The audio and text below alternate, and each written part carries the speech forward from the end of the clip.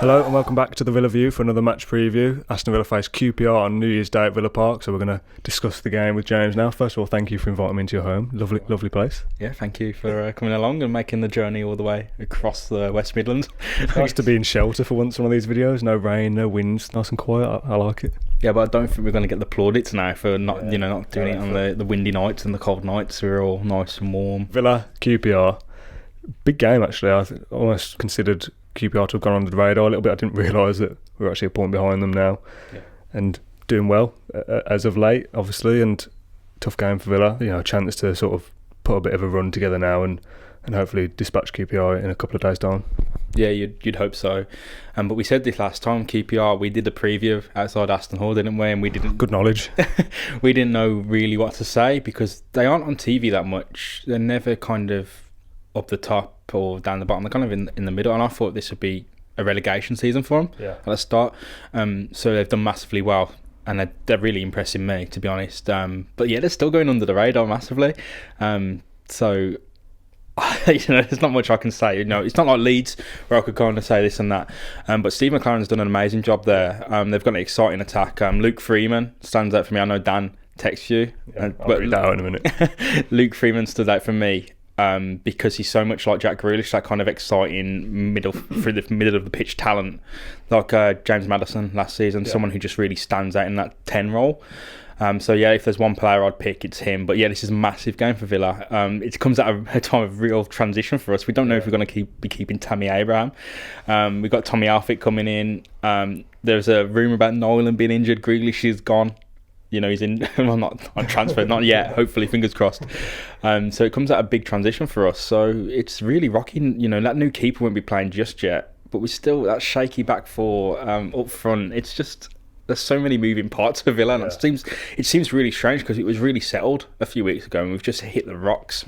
Not in terms of performances, but our depth in that. It's mad. Well, we always talk about Villa having a good squad, and you look at it and we're having problems with firstly fielding of a strong starting 11 with players playing their right positions because of so many injuries and things like that. But also I'm getting distracted by the TV. Man United Bournemouth scoring the on Man United 3-1. But you look at the squad as a whole, and you look at the bench and you go, it's a decent bench, Scott Hogan, Bjarnason. But we're playing these games with, like Smith said, 3 right backs in your back four, a keeper that, he's not got any confidence in himself, and to be honest, there isn't many people that do seem to have much confidence in Neeland. You've got a striker that, is he going back to Chelsea? Is he not? Your best playmaker, and Jack Grealish is injured. Neil Taylor, your only natural left back, is injured, and you sort of look at the squad and go, okay, there isn't really anyone. There isn't any depth in the positions we're missing, which is a shame because the players we're missing is the players that we don't have anyone there. Yeah, like we said about Leeds, that their depth in their squad is skin deep, but they are really confident in bringing up 18-year-olds or 16-year-olds into the match day squad, the subs, and we don't seem to have that. We've got a really good squad. You look at that squad, even our second 11 probably get promoted. Hogan up front, Bjarnason, O'Hare in the 10 role would easily be challenging with that if they had a good run. And he just thinks there's something not clicking here. Like the 3 right backs at the back it's dangerous, and we focus a lot on the performance or poor performances of the fullbacks especially, but how can we expect them to do well if we don't have a starting centre back and we're playing James Bree there, and the main guy at the back, James Chester, has been carrying an injury for God knows how long. You can't expect a really good performance from anyone on that back line if it's as patchwork as it is, because Dean Smith said it himself, 3 right backs in defence. That you say that and it's just laughable. Elphick coming back probably pushes James Bree to right back, but then you still got Alan Hutton playing left back, and Chester's still going to be injured. You can put Elphick in and that shores it up a bit, but James Bree probably isn't the problem in that back four playing centre back. It moves a couple of other positions around, but again, it's just I feel uninspired. That's the word. It's a mess, and it's letting us down as a team. It's either the individual mistakes or they're just not used to playing the way we're playing. They're playing high up the pitch. Before they had the ability to soak up pressure, and they did look good, which was good for Alan Hutton last year, as Dan said a few times. Playing left back last year when you're not expected to really do much other than defend, he got away with it. Whereas this year he's asked to play on the ball a bit more, go forward.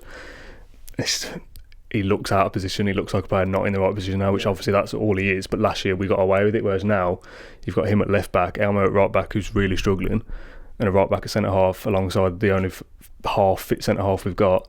And as Smith said, our fully fit centre-half who's actually doing well was playing for Hull City, and now he's back with us, but is he the magic cure? I told you, it reminds me of when Ali Sissoko come back, when we got relegated, because he was the only left-back we actually had to bring in. It's just massively shaky, and everything that could go wrong for Villa's defence and goalkeeper has gone wrong, and that's not what you want from to happen to a defence. That has to be the most stable part of the team. Any part of the team can change because it relies on, that spark, that creativity that comes through change. A defence needs to stay the same. It needs to get comfortable. You see that most with Hull. Hull had like 4 new defenders come in, including Alfic, and they were crap to start the season. They were bad, but they grew, and Alfic's a star of that now, and he's come back to us.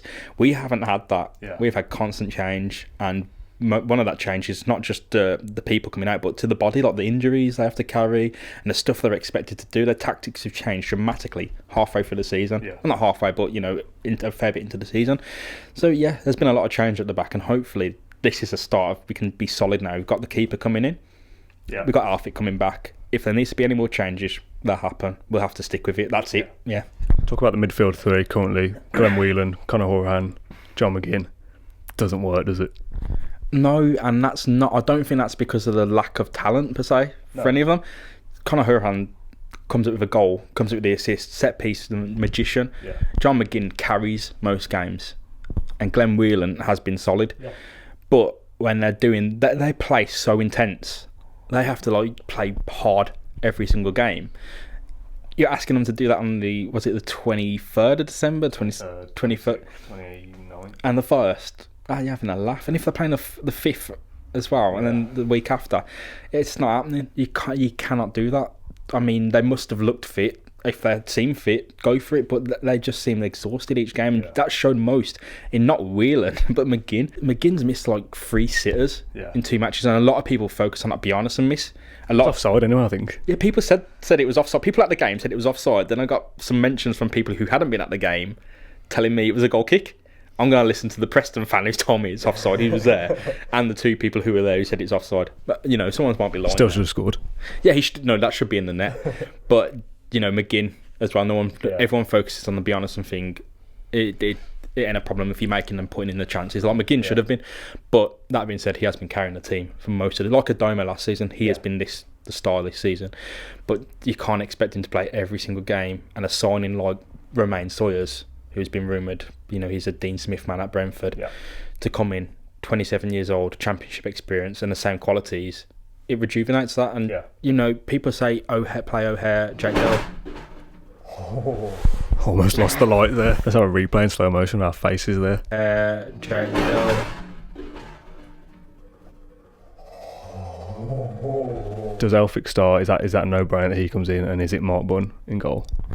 Yeah, because Andre Moreira is just a non-factor. Cancel the loan. Yeah, it's pointless. I feel a bit bad for him, but he's been brought over from Atletico Madrid, kind of asked to play for a championship team, and he's not really. I don't know if he's not cut it or not, but it just seems to be the type of loan we had in mind for if we didn't have a new owner. He's come in, the whole entire structure of the club has changed, and he's just been the odd man out. Bit odd of a loan signing, but I think it was a must when we were in trouble. So he's coming. So Mark Bunn will probably start. There's been rumours of recalling Jed Steer, which is ridiculous because he comes in, plays 1 game. He's been playing for Charlton all season. He comes in, plays 1 game, and he's on the bench. He won't be even on the bench if Nolan comes back. No. So that's ridiculous. So Mark Bunn will start. I think he's already played a game this season because we benched Nyland. At one point. So Mark Bunn will come in. Alfic will come straight in for Elmer. You'd think so, but I genuinely, there's a feeling of me that they'll give Chester a rest, because the problem is they've said for ages he's had a knock, carrying a knock, and they've learnt that now through Jack Grealish that they cannot let one single player carry everything. If he needs to be benched, he has to be benched, because if he has the type of injury Jack Grealish has, season over. Midfield, Bjarnason for Whelan seems an obvious choice. Yeah, absolutely. Glenn Whelan, I think he's done as best as he can, but he's getting over everyone. And it don't help when the whole team looks knackered. Yeah.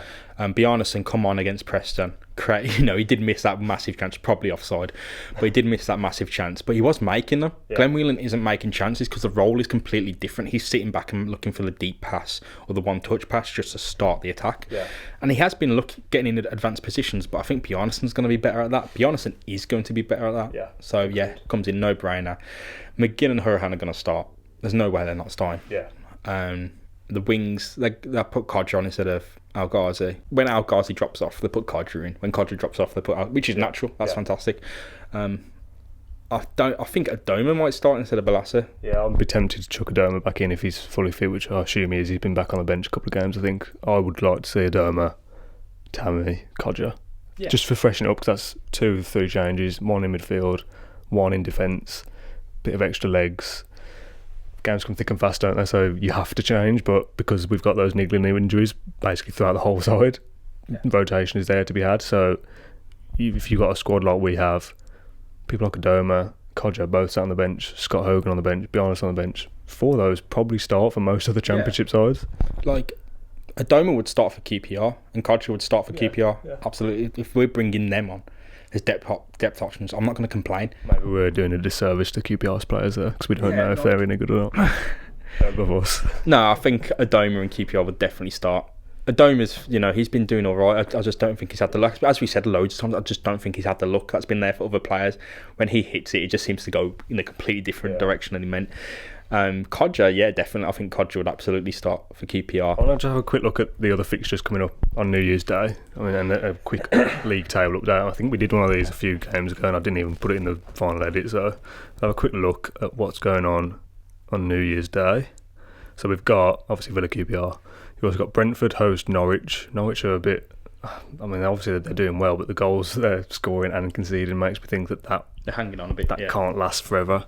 It's getting carried away looking at people like Norwich anyway. But Nottingham Forest play Leeds, which is a big game. That's at Forest. Derby play Middlesbrough, another big game. And Wigan host Sheffield United. So Wigan aren't doing brilliant. Let's face it, Sheffield United are doing very well. But there's those other 2 games, Borough and Derby, was it? Yeah. And Leeds and Forest, where it's all teams above us playing against each other. At least one of them will drop points. So you look at us and go, if we win against QPR, we're going to gain something on at least 2 teams going into the FA Cup game weekend. Yeah, and as you said, we need to beat QPR for the one reason, and the one reason is they're above us. Yeah, and we take that position. It's all about us, isn't it? We can look at fixtures all we want and go, who's playing who's playing who. If we're not winning games, which we haven't beat Preston, we should have beat Leeds. That's our own fault. It's getting a little bit carried away to look at other teams, but preview. Do we care if Leeds are dropping points if Villa aren't winning? Yeah, exactly. And do you care if anyone in the playoff race is dropping points? Do you care if Blues are dropping points if Villa aren't winning? No, because if Villa aren't winning, they're not going to be there. Yeah. They need to win games. They have, if they want to advance up the table and get in. If they want to get 6th place, they have to win games. Yeah. There is no dropping off at this point. So yeah, Villa need to win as many games as possible. I saw a good tweet from David Summers earlier. He said, out of the 8 teams above us, only Sheffield United have got more points over the Boxing Day. That doesn't make sense. Out of the 8 teams above us, only Sheffield United have got more points over Boxing Day and today, which is this was yesterday. We've gained on Norwich, Leeds, Borough and Derby. Same points as Albion, Blues and QPR.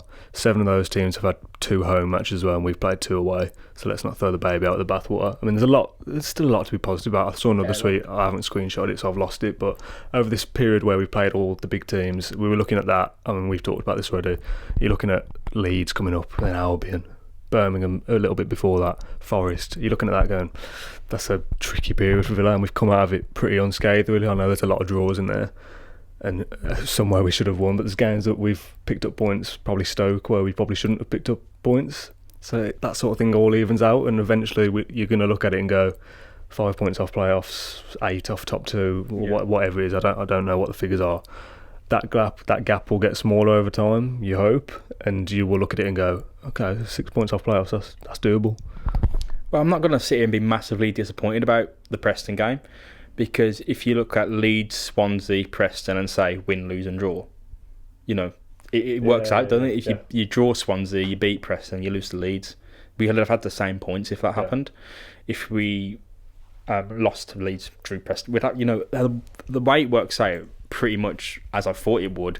We've got the same points anyway, so yeah, it was massively disappointing to draw against Preston because everyone went there. There was like over 5,000 Villa fans. Everyone went up there with an entire stand of Villa fans expecting the win, expecting to go there. People saying 7-1. I said 4-2. People said 7-0, 5-1. I said 4-2, 3-0. 2. We're gonna win. There was no one there thinking we're gonna lose or draw. No one had that thought in their mind that we're going to go to a team's home stadium and batter them 7-0. Come on. But what we say about even it out, who would have thought we'd have gone to Derby, Middlesbrough and won 3-0 both times as well? Yeah, that's fair. That's very true. That is completely true. But it's not. It's the expectation, I think, and the expectation brings a lot of overconfidence. Yeah. Villa haven't stepped up in the games against Preston. Yeah. Well, it's like those type of games, they haven't. And it's twice against Preston now we haven't stepped up this season. Rotherham, we barely managed to step up and beat them. We gave them a good game, and that's embarrassing. But we go to Preston with 5,000 fans, and people say stuff like we're gonna play them off the park, and we didn't. And that's just part and parcel of the championship for us. That's the championship. That's the championship for you. We'll finish with prediction then. Aston Villa versus QPR New Year's Day. Are you going, by the way? Yeah, of course. Yeah. You got a season ticket? I think I've asked you this before. Yeah, I've got a season ticket. Yeah. But yeah, Steve McLaren's done an amazing job at QPR. He's got them motivated, pushing together as one. There's some good players in there. Luke Freeman stands out for me. But I still think Villa at home, I'm going to go for a 2-1 win. I hope that's what happens. Especially after losing to Leeds. I think Leeds did deserve that win. They pushed. They played with motivation. They pushed through it. They beat us. I don't see that happening with QPR. I think Villa really need to pull the finger out. They need to get with it. Any team they play should beat QPR, despite QPR's qualities this season. So yeah, I'm going to go for a 2-1 Villa win. Yeah, obviously we look at these games now as a run of fixtures we can put together. You start with Preston, and then there's games coming after that where you think, okay, Villa should probably be getting maximum points in theory.